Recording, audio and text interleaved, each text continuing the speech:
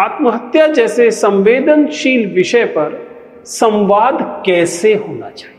Either you are in a private setting और in the safe setting. किसी की मृत्यु दुर्भाग्यवश आत्महत्या से हुई है तो यह एक अत्यंत संवेदनशील मुद्दा है जिसमें किसी की जान गई है या किसी ने प्रयास किया है तो जा सकती है। आत्महत्या गुमटी चर्चा का विषय नहीं है। आत्महत्या जैसे विषयों में बहुत सतर्क शब्दावली का उपयोग करें। नमस्ते साथियों, प्लीज सिट डाउन में आपका फिर से स्वागत है।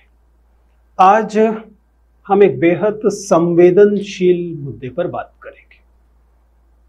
ऐसा मुद्दा जिस पर लगभग तमाम समाज आपराधिक रूप से क्रिमिनली चुप रहता है। लेकिन हम बातचीत शुरू करें इससे पहले आप इस खबर को ध्यान से पढ़िए।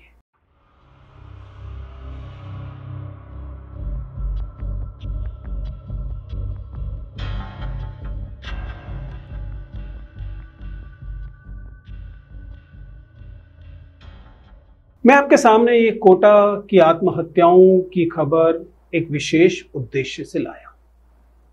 ऐसा नहीं है कि मैं कोई समाजशास्त्रीय विश्लेषण करने वाला हूं, मैं आप लोगों को जोश दिलाने वाला हूं कि नहीं आप कर सकते हैं और आपको हार नहीं माननी है इत्यादि। ना तो वह मेरी प्रकृति है और ना ही मैं वैसा करना चाहता। मैंने आपको यह खबर दिखाई क्योंकि जब मैंने यह खबर अपने इंस्टाग्राम के हैंडल पर पोस्ट की, आप इस पोस्ट को देख सकते हैं, तब इस पर आए हुए हजारों कमेंट्स अलग अलग जगहों पर, मेरे अपने हैंडल पर भी और जिन लोगों ने आगे शेयर की उनके हैंडल्स पर भी, उनको जब मैं पढ़ रहा था तो मुझे ये लगा कि मुझे अपने विद्यार्थियों से, अपने ऑडियंस से इस बारे में बात करनी चाहिए। मैं आत्महत्याओं के विषय में बात नहीं करने वाला हूं दो वजहों से। पहली बात तो इस पर हर व्यक्ति द्वारा एक्सपर्ट बनने की कोशिश की नहीं जानी चाहिए। हम आमतौर पर उन चीजों पर जिन पर एक्सपर्ट की तरह राय नहीं देनी चाहिए वहां अचानक विशेषज्ञ बन जाते हैं और जिन जगहों पर हस्तक्षेप करना चाहिए वहां चुप रह जाते हैं। तो मैं अभी आत्महत्याओं पर किसी विशेषज्ञ वाली कोई टिप्पणी नहीं करने वाला। मैं चिंतित हुआ उस भाषा और उस तरीके को देखकर जिस तरीके से आप उस पर प्रतिक्रिया कर रहे हैं। आप यानी आप में से कई विद्यार्थी।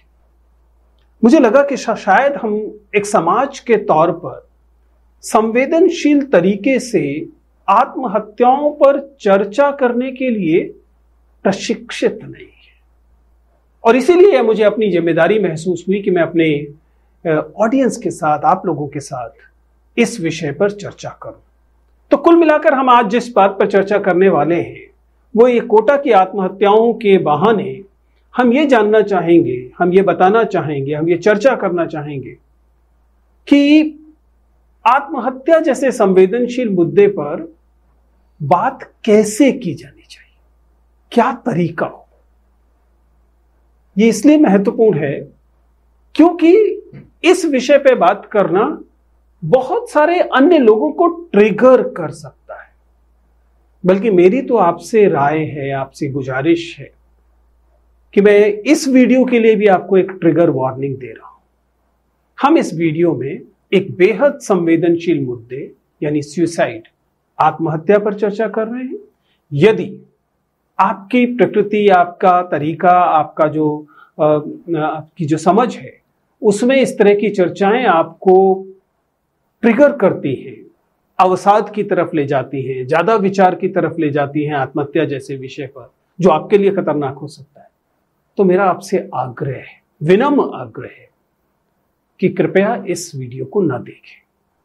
अन्य लोग जो इस पर चर्चा करना चाहते हैं उनसे इस वीडियो के विषय में पहले से मैं एक हदबंदी बता देना चाहता हूं।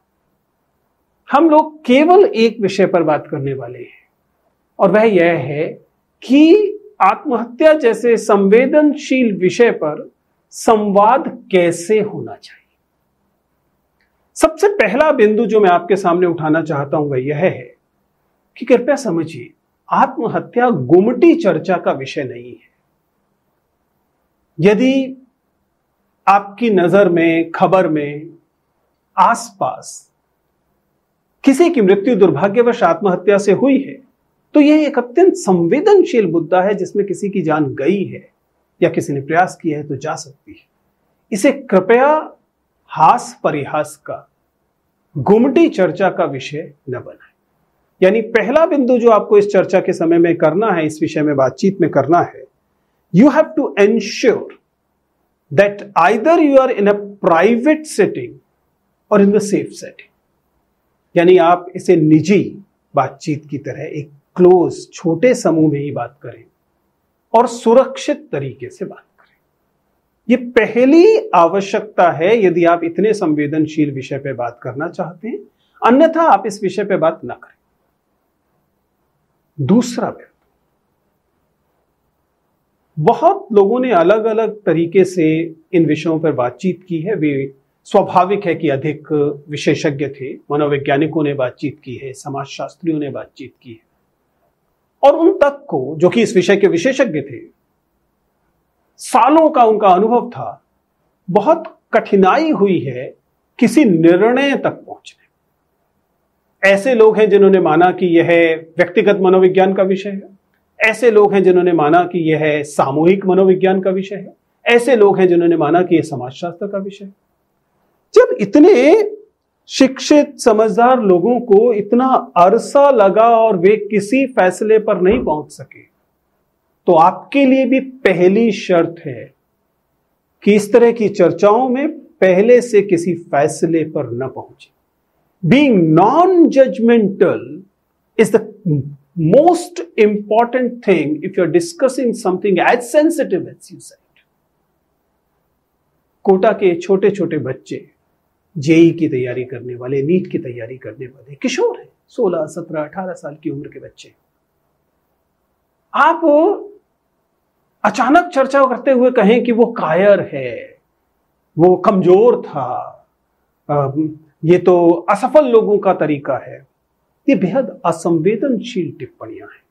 मेरा आपसे आग्रह है, मनुष्यता का तकाजा है कि आप इस तरह के निष्कर्षों पर न पहुंचे, कंपैशनेट रहें, नॉन जजमेंटल रहें, ये अत्यंत आवश्यक है। इस विषय में आप इस बात को भी समझिए कि किसी भी आत्महत्या में ऐसा होता है कि एक व्यक्ति ऐसा फैसले तक पहुंचता है, लेकिन बहुत सारे दूसरे लोग उसके उस जगह पर के निकट होते हैं। इसलिए आपका ऐसा फैसला कुन होना, जजमेंटल होना, उन्हें परेशान कर सकता है। ऐसा करने से बचें। अगला बिंदु जिस पर मैं आपको ले जाना चाहता हूं वह है भाषा का प्रश्न। हमने एक समाज के तौर पर अन्य लोगों के विषय में, अन्य लोगों के फैसलों के विषय में बात करने की भाषा अभी शायद उतने अच्छे तरीके से विकसित नहीं की है। खास तौर से हमने देखा कि आत्महत्या पर बातचीत करने की भाषा बहुत सारे लोगों की संवेदनशील नहीं होती है। दरअसल हमारी पत्रकारिता ने भी शुरुआत में एक तरह की भाषा का इस्तेमाल किया और बाद में यह बात समझ में आनी शुरू होती है जब यह कहा जाता है कि हमें आत्महत्या जैसे विषयों में बहुत सतर्क शब्दावली का उपयोग करना। मसलन अंग्रेजी में फ्रेज है कमिटेड सुसाइड।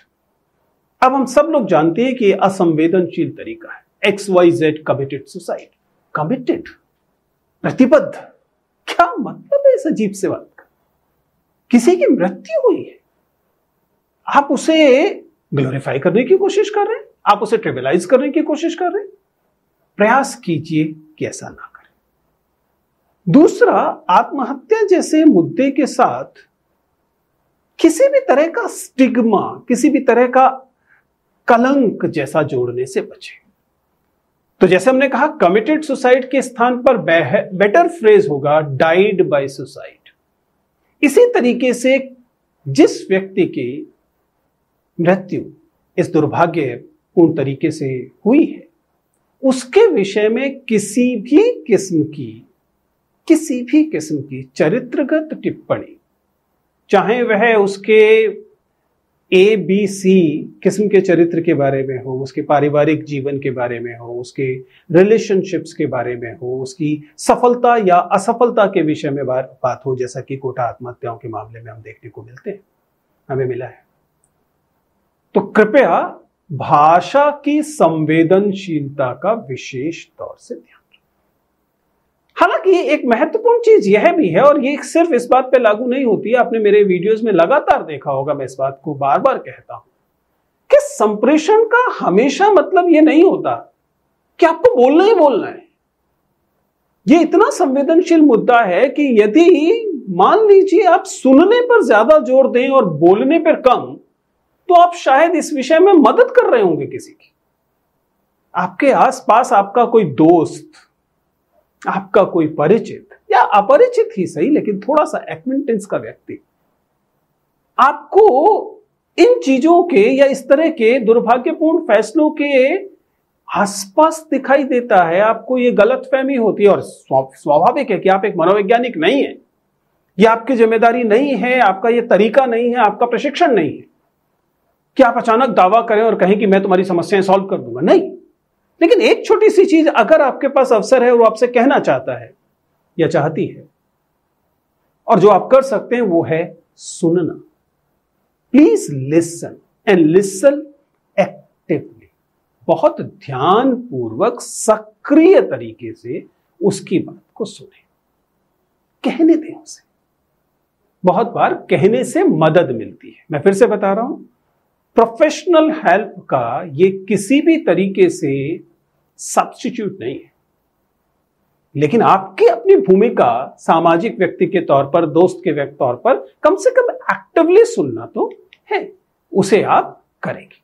और यहां पर फिर वह अगला बिंदु आता है जिस पर मैंने अभी चर्चा की कि यदि आपको कोई व्यक्ति इसके निकट दिखाई देता है।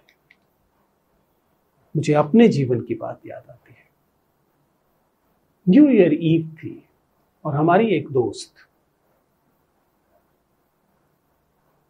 इस दुर्भाग्यपूर्ण तरीके से उसकी मृत्यु होती है। हम सब दोस्त ये घटना जिस जगह पर होती है उसके मात्र 1 किलोमीटर के दायरे में थे। हम, जैसा कि नए साल की जो ईव होती है उसमें लोग आमतौर पर उत्सव मनाते हैं, खुश होते हैं, साथ बैठे हुए थे, और हमसे मात्र कुछ 100 मीटर दूर हमारी दोस्त एक ऐसा फैसला लेने के लिए मजबूर हो रही थी। अगर हम इसे एक सामाजिक तौर पर, दोस्तों के तौर पर, अपनी कमी के तौर पर देखें तो ऐसा प्रतीत होता है कि यदि हम उस पुकार को ठीक से सुन रहे होते या समाज ने उस दोस्त को प्रोफेशनल मदद लेने के लिए एनकरेज किया होता, हमने एनकरेज किया होता, तो वो आज हमारे बीच होती। मेरी आपसे गुजारिश कि जब आपने इर्द गिर्द आप ऐसे लोगों को देखें, ऐसे दोस्तों को देखें, उनके बारे में जजमेंटल ना हो और उन्हें प्रोत्साहित करें कि आवश्यकता पड़ने पर वे पुकारें और प्रोफेशनल हेल्प लें। स्वयं उस भूमिका में आने से बचें प्लीज। आप एक मनोवैज्ञानिक सहायता करने की, काउंसलर की जो भूमिका है, साइकेट्रिस्ट की जो भूमिका है, और अन्य जो इस प्रोफेशनल फर्स्ट एड की जो भूमिका है, वो देने के लिए शायद प्रशिक्षित नहीं है। इसलिए थेरेपिस्ट के पास जाने के लिए, काउंसलर के पास जाने के लिए एनकरेज करें। इसके साथ जुड़े हुए जो एक तरह का कलंक, स्टिग्मा है, उसकी चपेट में अपने दोस्त को या उस परिचित को ना आने दें। तो ये अगली बात हुई जो है कि प्रोफेशनल असिस्टेंस के लिए कहें। फाइनली एक और महत्वपूर्ण बात,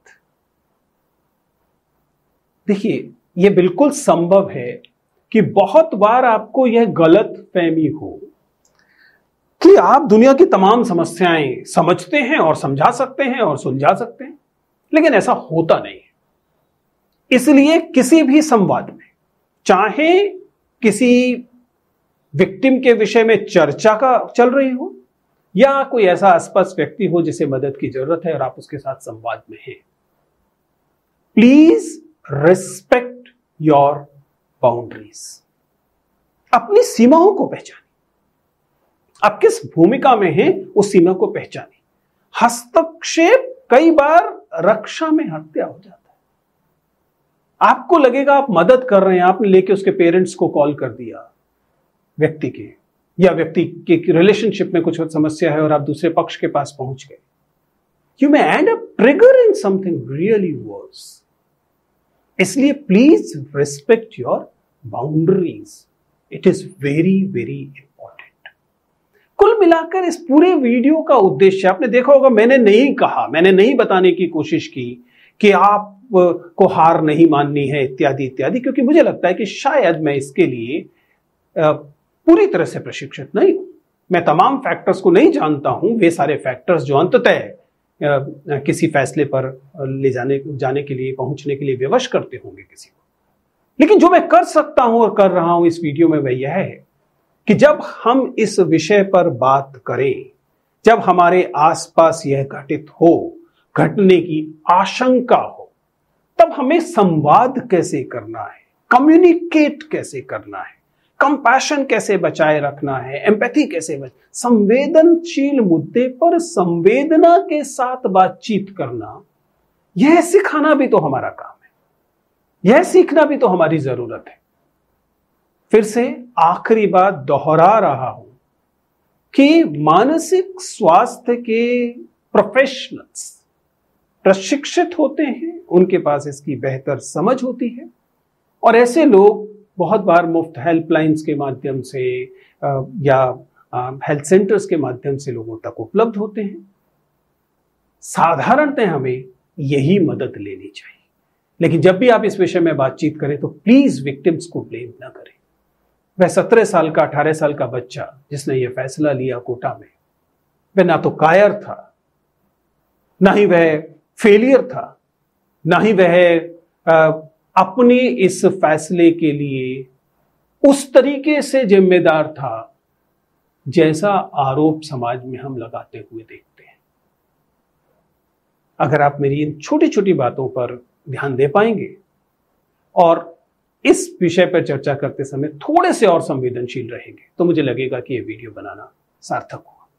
थैंक यू वेरी मच।